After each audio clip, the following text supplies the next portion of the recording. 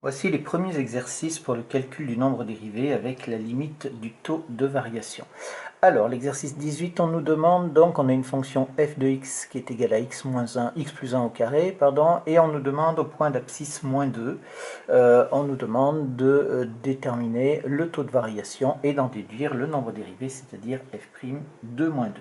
Donc ici, on sait que le taux de variation, alors quand on est au point d'abscisse moins 2, c'est entre moins 2 et moins 2 plus h, où h est un réel quelconque, est égal ici à f de moins 2 plus h moins f de moins 2 sur le tout sur h. Voilà, ça c'est donc le calcul du taux de variation qu'on avait fait dans le chapitre sur les généralités sur les fonctions. Donc qu'est-ce qu'on va faire ici? Eh bien, on va calculer séparément f de moins 2, les calculs pour simplifier. Hein. Ça nous évite de faire des calculs à rallonge. F de moins 2 plus h, c'est donc égal à quoi? Eh bien, ici, on remplace x par moins 2 plus h. Donc ça nous fait ici moins 2 plus h plus 1 au carré. Si vous avez besoin, éventuellement, vous pouvez mettre les parenthèses ici, ce qui nous fait moins 2 plus 1, ça nous fait donc moins 1 plus h au carré. Et maintenant que j'ai moins 1 plus h au carré, ça nous fait donc une identité remarquable, ça nous fait donc moins 1 au carré, moins 2 fois 1 fois h, h au carré. Ce qui nous fait donc est égal à 1 moins 2h plus h au carré. On calcule ici, alors je calcule et f de moins 2 aussi, puisque dans notre taux de variation, on a f de moins 2 plus h et f de moins 2. F de moins 2, ça nous fait donc ici moins 2 plus 1 au carré, ce qui nous fait moins 1 au carré, et ça nous fait donc est égal à 1. On peut donc maintenant calculer notre taux de variation, donc notre taux de variation de la fonction entre moins 2 et moins 2 plus h.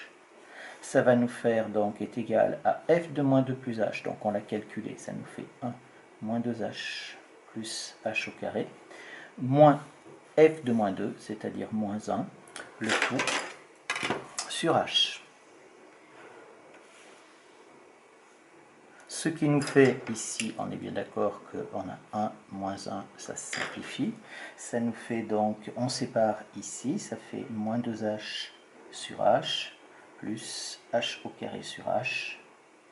Et ça nous fait donc égal notre taux de variation, ça nous fait moins 2 plus h, puisque ici, je peux simplifier par h dans chacune de mes deux fonctions. Et maintenant, qu'est-ce qu'on fait? Eh bien, on a notre taux de variation qui est calculé en fonction de h, et il ne nous reste plus qu'à calculer la limite de ce taux de variation quand h tend vers 0. Et on va écrire donc ici comme ça pour maîtriser un petit peu la notation. Limite lorsque h tend vers 0 du taux de la fonction entre moins 2 et moins 2 plus h, qui va être égal à la limite lorsque h tend vers 0 de moins 2 plus h, puisqu'on l'a calculé. Et alors là, on comprend bien que quand h prend des valeurs de plus en plus proches de 0, alors ici, ça ne joue pas dans le calcul, donc on va obtenir moins 2. En réalité, pour le calcul, qu'est-ce qu'on fait? Eh bien, on remplace h tout simplement par 0 pour faire le calcul de la limite. Et donc, le résultat, ça va tendre vers moins 2. Ça nous fait est égal à moins 2. Conclusion.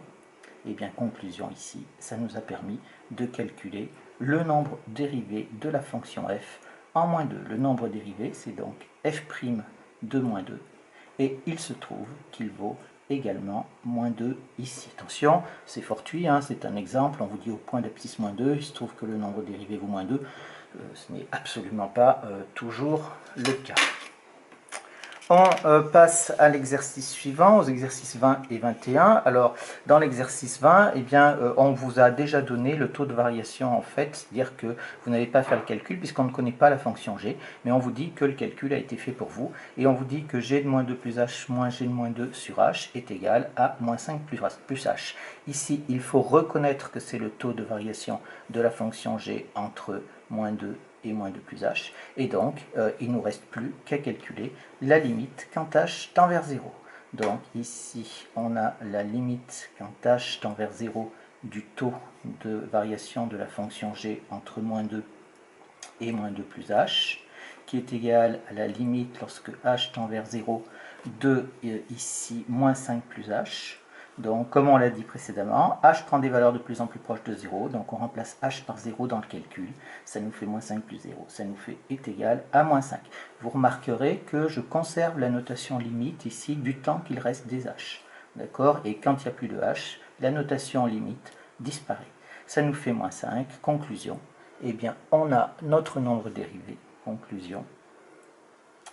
G' de moins 2, puisque ici on se place bien à moins 2, au point de G' de moins 2, qui est égal à moins 5. Voilà pour cette notion de nombre dérivé. Un dernier exemple, l'exercice 21, c'est exactement le même. On vous donne une fonction f pour laquelle on a calculé le taux de variation. Alors cette fois-ci, attention, ici, on va dire que ça, c'est égal au taux de variation de la fonction, mais cette fois-ci, ce n'est pas entre moins 2 et moins 2 plus h, c'est le taux de variation entre 1 et 1 plus h. D'accord, vous voyez bien, c'est f de 1 plus h moins f de 1, c'est ça qui nous donne, c'est celui où il n'y a pas de h ici qui nous donne l'abscisse du point en fait, puisqu'on sait, je vous rappelle que le nombre dérivé, ça va être le coefficient directeur de la tangente. Et donc, il me reste à calculer la limite, là ici, limite lorsque h tend vers 0 du taux de variation de la fonction entre 1 et 1 plus h. Ça nous fait est égal à la limite lorsque h tend vers 0 de h au carré plus 2h plus 2. Et toujours avec la même technique, donc on calcule une limite. Ici, h tend vers 0, prend des valeurs de plus en plus proches de 0. Donc qu'est-ce qu'on fait? On remplace h par 0 dans le calcul. Ça nous fait 0, plus 2 fois 0, plus 2. Et ça nous fait est égal à 2. Conclusion. Eh bien, conclusion, je vais pouvoir dire que, alors ici, c'est la dérivée, la fonction, c'est f, et c'est le nombre dérivé, c'est-à-dire f' de 1 cette fois-ci, puisqu'on est bien ici pour x égale 1, qui va être égal à 2.